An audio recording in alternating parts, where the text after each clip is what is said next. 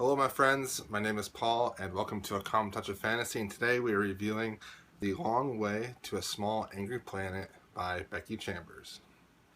This is a science fiction book. It follows one ship.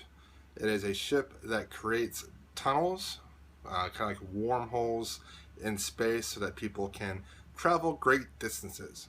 This science fiction book is kind of like a blue-collar science fiction book. These people have a job to do, a place in the universe. Their job is to make these tunnels. Normal, everyday people. They're not special people by any imagination.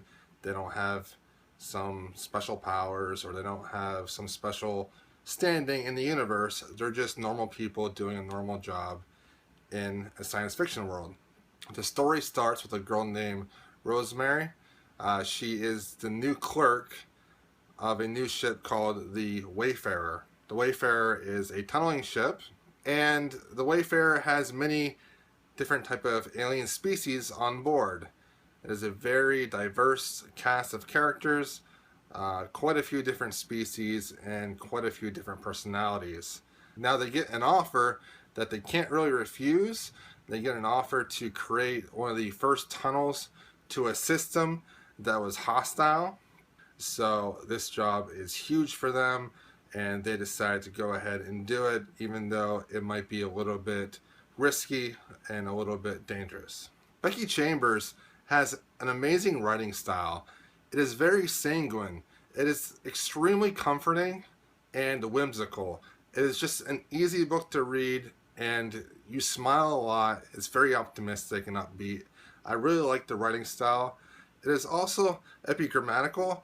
There are a lot of instances where she puts small phrases at the end of longer sentences that hold more meaning than what they initially led on. I really like that about her writing quite a bit.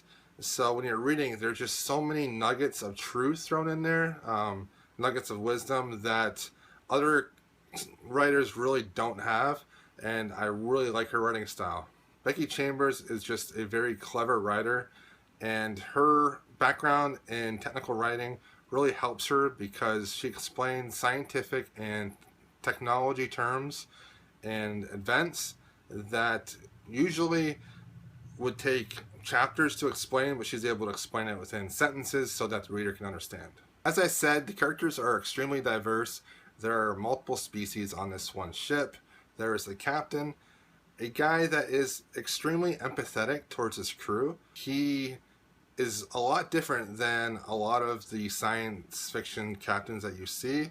He isn't really all up in your face or like really clever or witty, but he actually goes and talks to his crew to find out what is going on, what's bothering them, and realistically he would be a better captain than a lot of captains.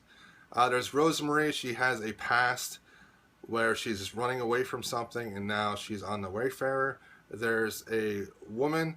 She is a Andrisk, which is kind of like a lizard-like alien. Her name is Syzyx, and her background of the Andrisk species is just so fascinating. It's one of my favorite parts of this entire book. They are very touchy-feely.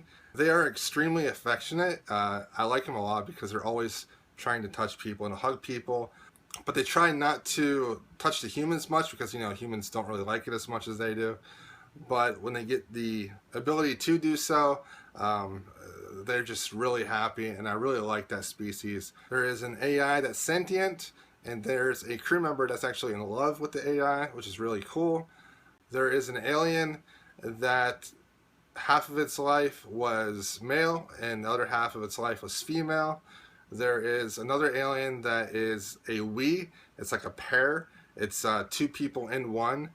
You would say it is a they instead of a he or she. And then there are other people that have genetic tweaks, different things with technology. There is a midget that could have fixed himself and became normal size, but he decided that he wanted to be a midget. There's just a lot of people in this story that are very diverse and interesting. It's not really a short story collection, but to me it read like a short story collection. The reason why I say that is because a lot of times each chapter will be dealing with a different crew member, and they will have their own little story to go with that chapter.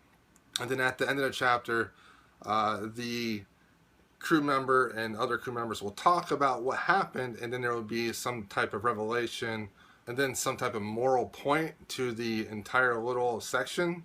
At first, I didn't really care for this. I thought that I wanted a more overarching plot, and I wanted the story to be a little bit less blatant when it comes to social commentary.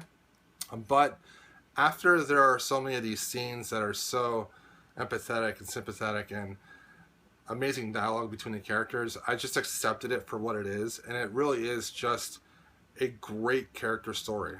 Regardless, there is not a very strong overarching plot. This tunnel that they're making should be the overarching plot, but it isn't referred to much during the book at all. And the whole time they're traveling to this system to create this tunnel, but the crew members don't really talk about it too much. If Chambers put in more political things about what it would mean for this wormhole, this tunnel to be created, and maybe had more interaction with people that might be against it or for it, then perhaps the overarching story would come through a little bit stronger and the ending would be a little bit stronger as well. Regardless of what I felt was a weaker plot, I really did enjoy this book. There are just great character moments, and if you're a character reader and you like comforting reads, definitely check this out. I think you would enjoy it. I give it a 4 out of 5. For plot, I give it a 2. The plot's just okay. For characters, I give it a 4. They're strong. For world building, I give it a 4. For writing style, I give it a 4. And for reaction, the heart and mind aspect, I give it a 4 as well. So there are many points in this book that are very strong, but the plot is definitely the weakest. Thank you for watching this review. Let me know what you think of this book. Is this something that you would like to read? If you have read this, what did you think of the book? Thank you for watching. Please like, comment, subscribe, and please read the written review that I made for this as well. Thank you.